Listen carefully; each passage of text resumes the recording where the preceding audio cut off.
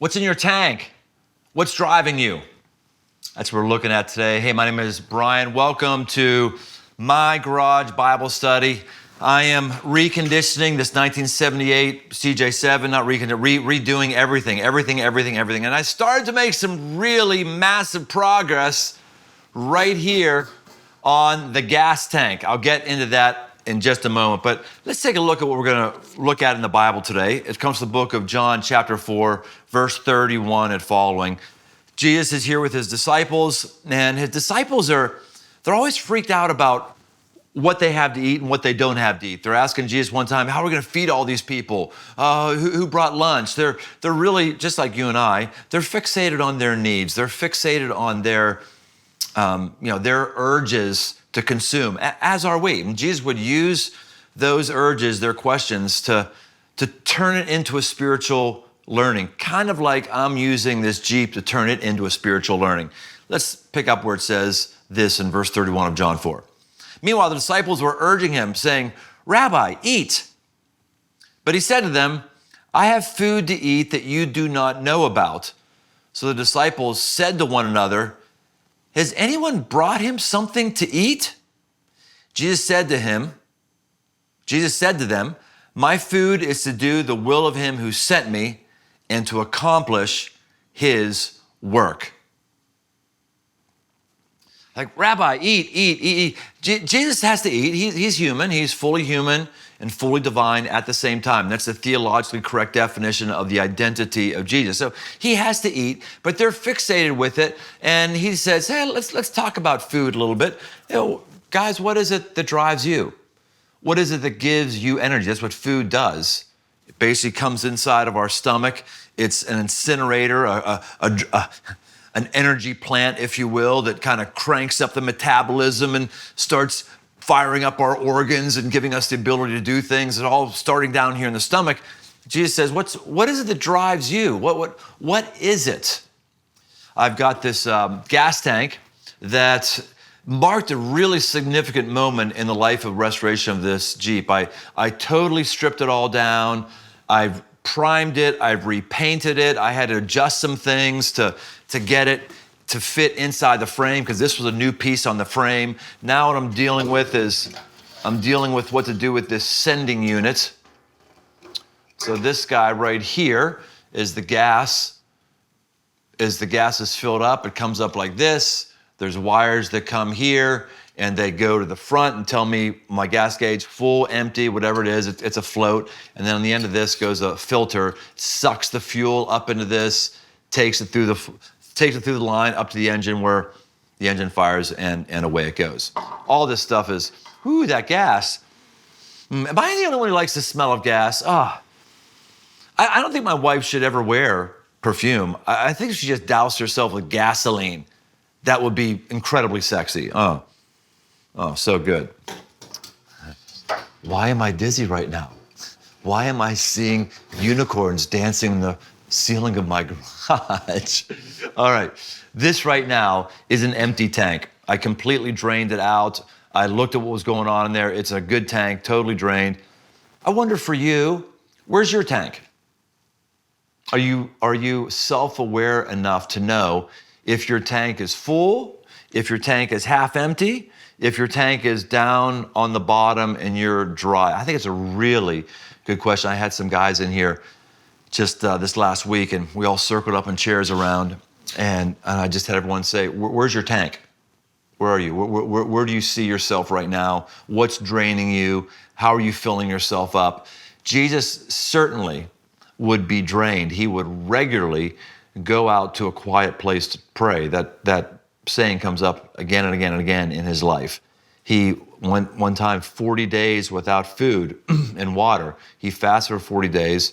He went out and it was very, very difficult, but ultimately he was doing it to fill his tank, to get himself closer to God. What fills your tank?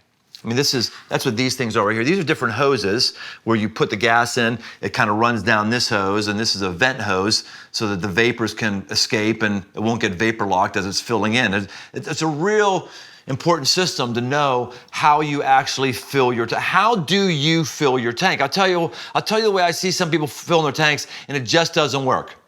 We fill our tank with TV, our screen time. I like screen time. I'm embarrassed how much screen time I have, especially when I take a look at my statistics now that I'm watching a lot of YouTube videos of how to do all this stuff. But screen time is not going to fill you up your tank, although it may be a fine way to pass your time. I see people trying to fill their tank by buying things. Much of our credit card debt isn't there to feed us because we had no other way to feed us. It's there because we were trying to figure out a way to make us feel good. We had nothing better to do than go shopping or go on Amazon and buy things. I see us doing that. I see us using people as sexual toys as a way to fill up our tank. I see some people who have the world by the tail, so it seems. They have all the success and money that you can imagine. And why do they have it? It's because that's how they're trying to fill their tank. It's the next accomplishment, the next success, the next accolade, the next goal that's been accomplished.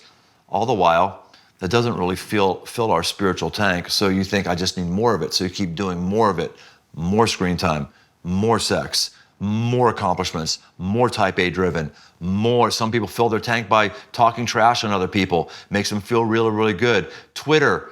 The whole Twitter universe is filled with people who think they can fill their tank with energy by being a smartass. No, you're just a smartass. No, and you don't know how to interact with real live people. And you're a boring person probably, just loving to troll on people and point out contradictions and hypocrisy and crack on people. You're empty. You're empty. Just say it. I have nothing better in my life to do, and I don't know how to fill my tank, and so I just tap things that are mean and nasty. Jesus says the way he fills his tank is by doing the will of God. He could have said a lot of things, and those things would have been true. He could have said, you fill your tank by asking for a fresh filling of the Holy Spirit. That's true, you can do that, but the Holy Spirit wasn't available to fill people at that point when Jesus was speaking. He could have said, you fill your tank by going to church. Jesus believed in going to church. He went to the synagogue all the time, but he chose not to say that in this specific way. He could have said, you fill your tank by going on long prayer walks. Jesus went on long prayer walks. He believed in prayer. You can fill your tank that way. This is not the only way to fill your tank, but the way right now that he chose to communicate it was, you fill your tank by doing the will of God. It's like there's this calm that comes over you, this satisfaction that comes over you when you know you've done what God wanted you to do. I saw someone just yesterday, and I just went on my way, and I just encouraged him. I said, hey man, you have a job that not a lot of people see what you do, but I see it. You're incredibly smart, and you have a great strategic mind. Thank you for blessing so many people. You're really good at it. And I could tell that he got filled up with it, and I did too, because I felt I did the will of God by using my mouth to edify, and I felt my tank filled up. I find for myself, the more I think about myself, the more I think about my own needs, actually the more my tank drains. But when I put myself in a place where it fills up, it's beautiful. Last week I went to a local homeless shelter, and I do this once a month and helped serve breakfast. And when I do that, I'm always reminded that I'm just one bad decision away from really being in a tough place. Maybe if I had the cards that some of these guys were dealt, I'd be in the same place. Serving them breakfast, it's not that big of a deal. I get up a little earlier that morning and I do something any number of people could have done. But when I leave there, I feel like I'm full. I feel like my tank is full. I feel like I've honored God. It's filled the tank. Do you know how you're filling your tank? That's what Jesus says. My food is to do the will of him who sent me to accomplish his work. Whose work? His work. His work. His Father's work. It's not food to accomplish my agenda. It's not food to get another thing off the checklist. It's the things that I want to do. Jesus says his food is to accomplish his Father's work. Find what God's work is. It's all around you. Jesus says, my Father is always work, even up in the present time, and I too am working. All around you. God's working, he's doing things. When you contribute to those things and put your time there, you're going to find not that you're drained, though it may be difficult, you're going to find holistically your tank is going to be filled. That's all I got for you this week. We'll see you next time on My Garage Bible Study.